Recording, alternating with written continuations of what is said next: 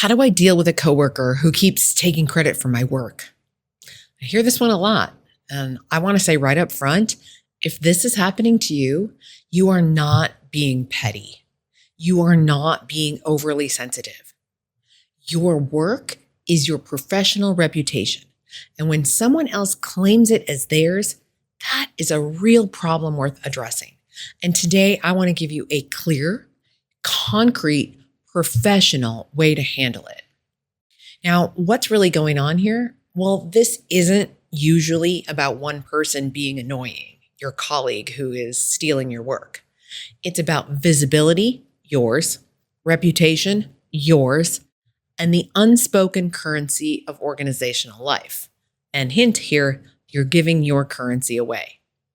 Your work is how you get promoted, how you get selected for more interesting projects, how you build those professional relationships that open doors for you later on in your career.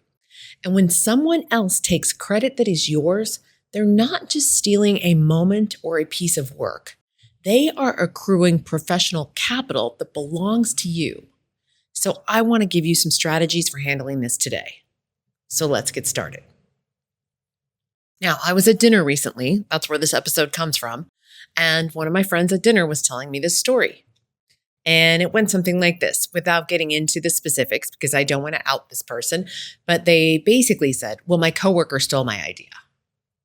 And then later on in the conversation, and this was a bit of a rant that he was having about his job, which is totally fine. When you're amongst friends, you can have a rant about your job. A little bit later on, he said, well, and my boss totally thinks it's his idea. And so I pushed back. Now I've heard this twice. My coworker stole my idea. Now I heard, well, and my boss thinks that it's their idea. And so I said, well, tell me more about that. Your boss thinking it's their idea. And my friend says, oh, well, I was just taking one for the team. I mean, sometimes you have to do that. You have to let your boss take the credit. And I said, well, does this happen a lot? Well, more than I would like, he said. And then he thought about it a little bit more. And he said, I really don't want to say anything because I feel like I'm going to look petty. And I just don't know what to do, but it keeps happening. So it kept happening, not only with his boss and not just with one other person on the team, but this seemed to be a pretty pervasive team or a pretty pervasive thing that was happening. One particular team member takes a lot of credit for his ideas. And then on this other project team that he was working on with other people that aren't on his intact team, but a project team instead, he said it's happening there as well. And again, he said, I just don't know how to say anything without looking like I'm a complainer or that I'm not a team player. And so I gave some advice in the moment, and I promised that I would make an episode about this to be able to really flesh this out better and give it some more thought. Now, it also reminded me of episode 260 that I recorded, a few months ago, what to do when you don't get promoted. And in that episode, I talked about something called the invisible ceiling. When you're needed so much in your current position that they can't afford to promote you or move you into a different role. That's the idea of this invisible ceiling, because they can't imagine how the work would get done if they moved you. And I think if you're letting other people take credit for your ideas, you are putting yourself at risk for this invisible ceiling, because you're not getting credit for your ideas. And so your organizational currency suffers as a result. And so when it's time to think of a promotion and who might be well suited for that promotion or that special project or even some interesting committee work, or maybe it's travel for work, well, your name just doesn't come up. Again, that's the invisible ceiling, which could potentially be a result of not getting credit for your work. Now, the real question here is, how do I protect my professional reputation without blowing up a working relationship, or without looking like I'm playing office politics or like I'm complaining about everything? So the reframe here is to, your instinct is, of course, to wait and see if it stops. That's what most people will do. They wait and see if it stops. And then every single time it happens again, it's a sting. It stings and hurts even more. And the real risk here is waiting so long that the pattern becomes firmly established.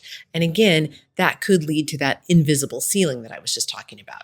Okay, so I want to give you a reframe. And the reframe is that you can absolutely address this in a professional manner without making it feel like a professional attack or like a personal attack, I should say. We don't want it to be a professional attack either. We don't want it to be an attack of any sort, but we want you to address it professionally without it feeling to the other person, whether that's your boss or whether that's a coworker, without it feeling personal or like an attack or a personal attack. And in fact, the most effective responses don't look like conflict at all.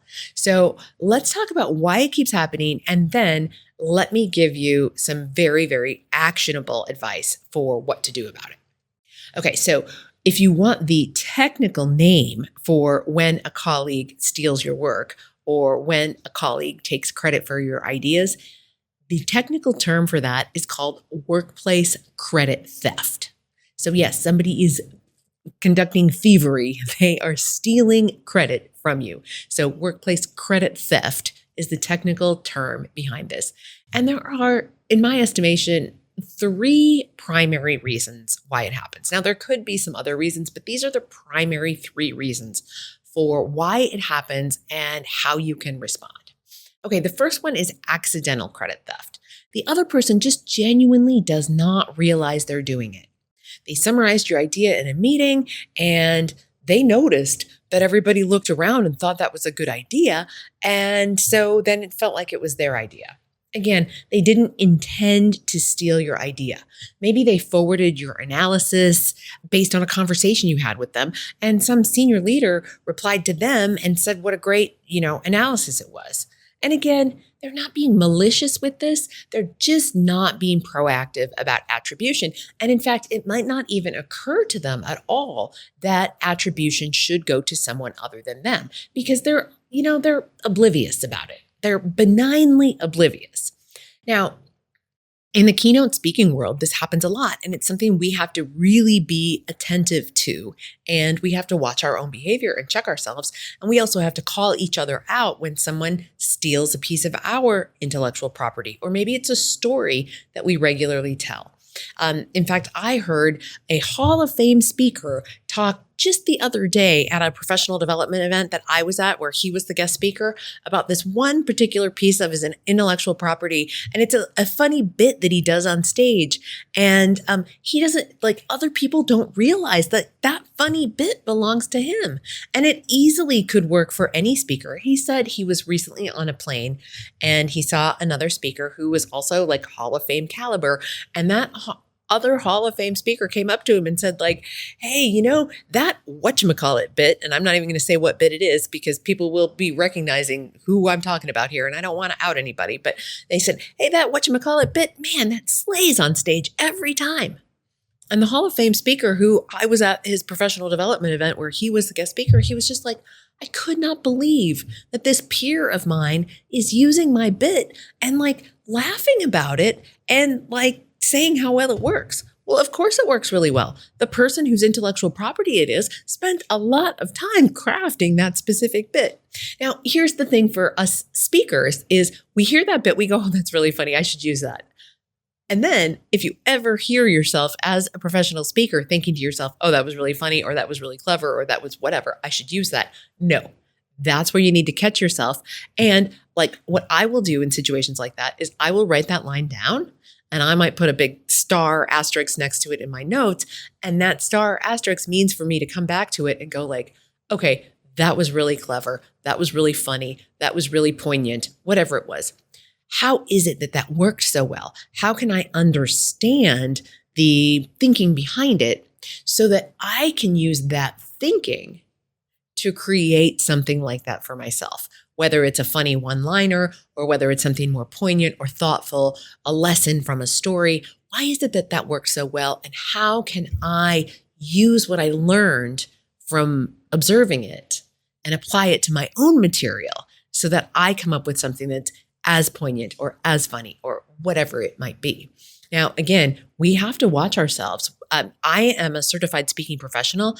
That means I have a level of certification in the industry and I am held to different standards. You could think of it as well, this might be a little bit of antiquated, but like the Good Housekeeping seal of approval or Consumer Reports stamp of approval, because I've been through a rigorous process where my work has been checked by my peers to make sure I'm not stealing anybody else's material, to make sure my work is as the quality that I say it is, and so forth, and that I've literally been doing this for years and years, and I've put in hundreds of, if not thousands of reps.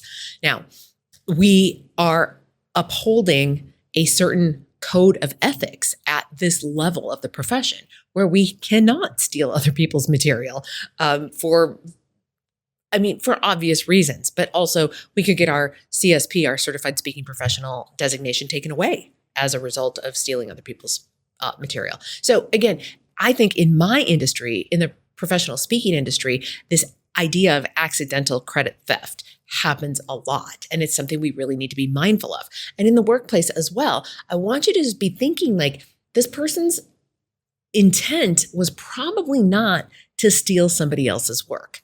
It was just a good idea. They repeated that idea. They read the room and saw people light up, and then they ran with it. And they did not think, where did this idea come from? Oh, this idea isn't mine or isn't fully mine, needs to be, the credit needs to be shared or given to somebody else. They're just not proactive about attribution. They're, living in the moment. They're running with it. It is benign.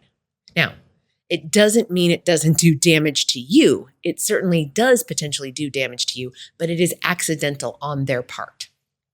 Now, let's move on to the second type, opportunistic credit theft. Okay, this is where somebody saw an opening and they took it. It was not necessarily a pattern, but also not an accident. So the first one was a bit more of an accident. This one, they're paying more attention to what lands well in the room and they're positioning themselves accordingly. So it's not just that one idea, but they're going to take that idea and they're going to run with it. So this is where it gets a little bit more opportunistic. Now, I also think there might be a bit of benignness to this in that they didn't necessarily mean to steal your idea. They weren't going I have no ideas of my own, so let me look around and see what I can steal from others. I don't think it is that malicious, but I think it is a bit more opportunistic. So here is where you might see a pattern of somebody doing this on the regular and perhaps doing it to you because maybe you have great ideas and their work is adjacent to yours, or they are on your intact team or on your project team, and it becomes easy to take your idea, especially if you are not standing up to that other person to claim what is rightfully yours or to claim credit for what is rightfully yours. And so then it becomes more opportunistic.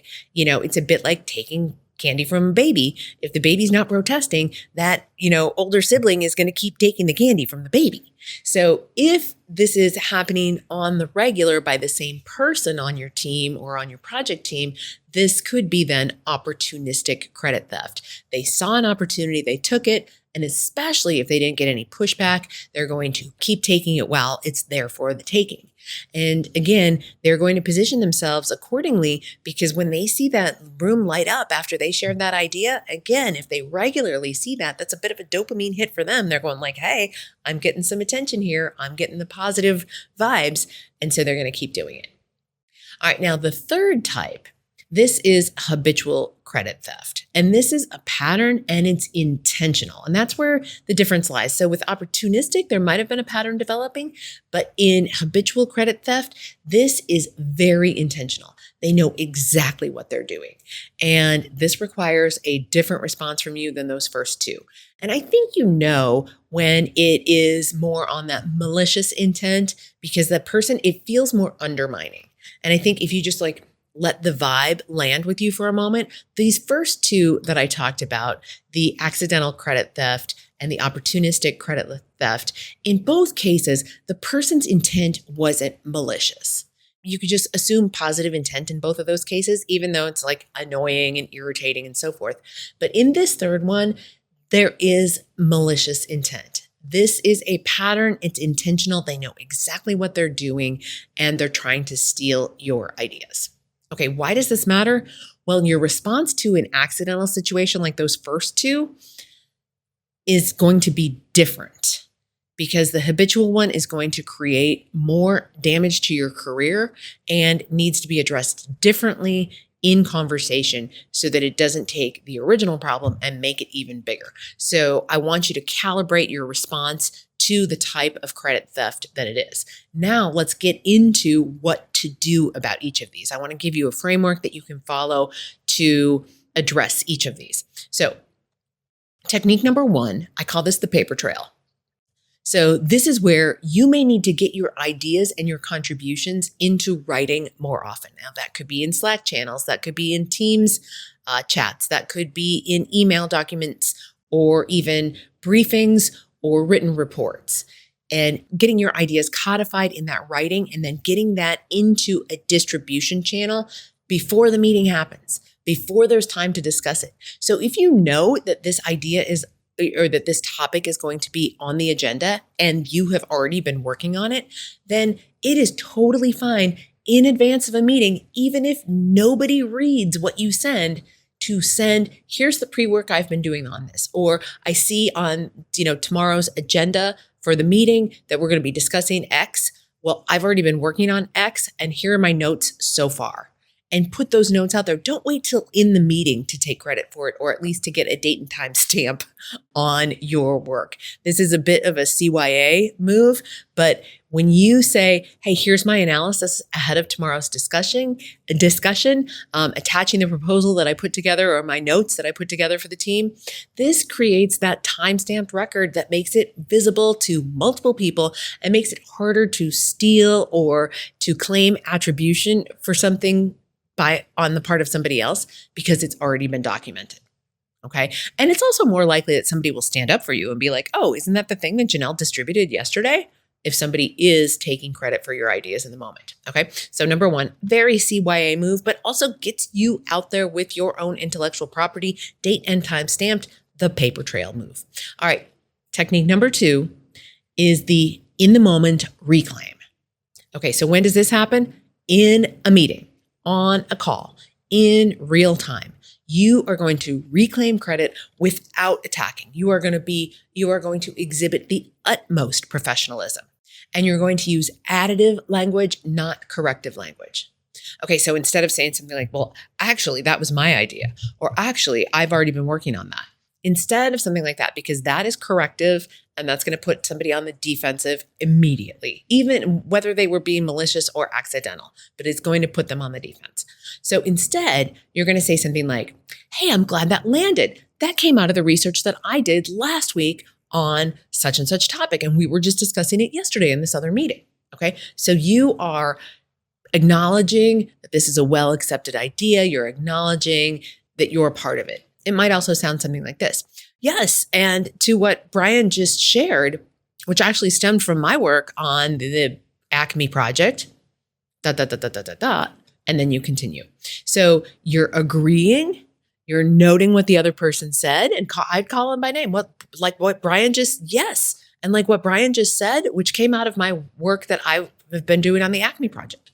Okay, so you're acknowledging that person, you're acknowledging that the work started and was initiated with something that you worked on. You're not accusing them, you're just inserting yourself into the record. Okay, so those two work great if it's accidental. Even if it's accidental and kind of has become a bit of a pattern, you certainly must be doing those two things to help correct.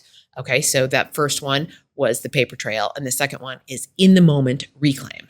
Okay, so in the moment reclaim. Now, the third one is when you have to have a direct conversation. And if you've listened to any of the work that I've done on having difficult conversations, you know how important it is to address something directly and to address it calm and with the person who is involved. Not around, you're not skirting the issue, but you're going to go straight to the person who's stealing your ideas, who has that malicious, perhaps malicious intent. Now, this is the one that most people will avoid because they're afraid how it's going to land.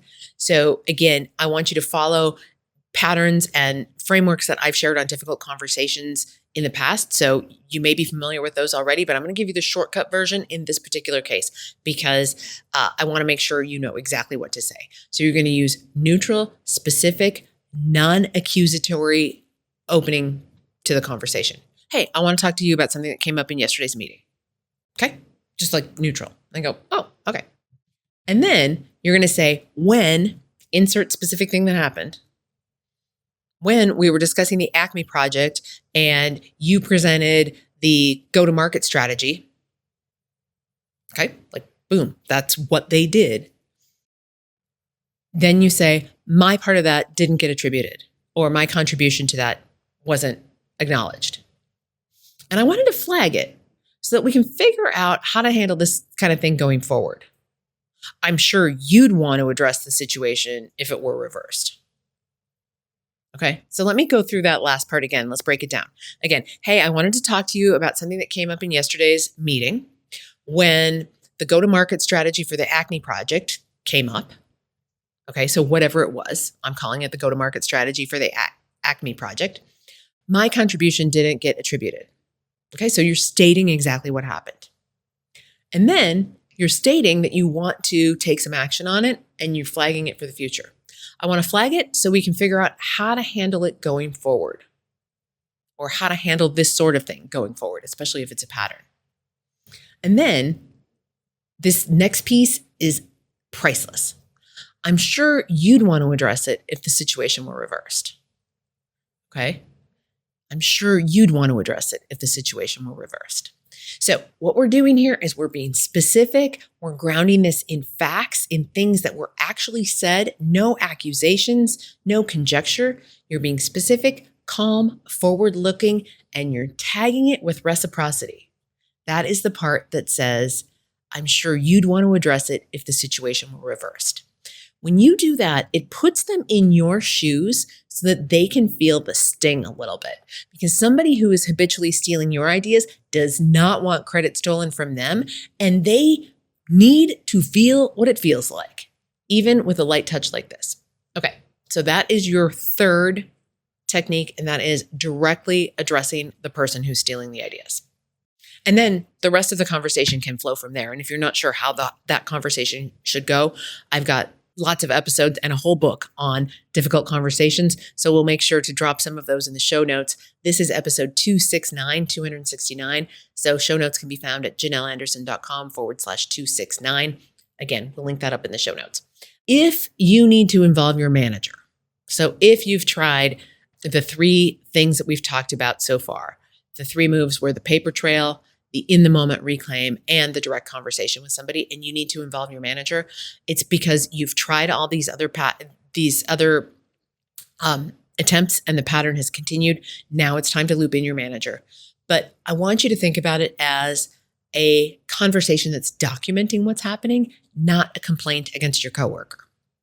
So I want to make sure that you know about the work that I'm doing on the go-to-market strategy for the Acme account. I've been the primary driver on X, Y, and Z, and I want to make sure that that visibility is there when you're thinking about the team, or when you're thinking about this project, or when you're thinking about this client, whatever it is. So this is positioning you as someone who is managing their own career, not someone who is running to their boss to complain. Now, it's okay to add on to that. Yesterday in the meeting, when Brian presented the go-to-market strategy for the Acme account, he didn't mention the work that I've been doing on that. And I just wanted to make sure you were aware of it.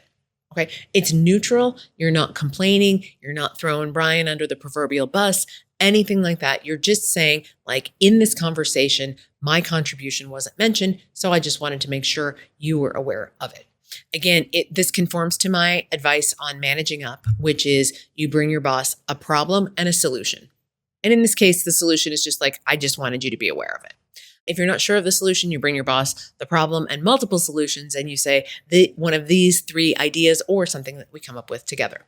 Now, if this does become an issue that goes on persistently, you may then go to your boss asking for advice and saying, Brian is consistently taking my ideas. Here are the things that I've attempted. Here's the ways I've tried to solve it. I'm looking for some additional solutions in my toolbox. Can you help? Okay, that's different than complaining about Brian taking your ideas. Okay, so just wanted to make sure we have that clear. Now, let's just close this out with a recap of these actionable takeaways.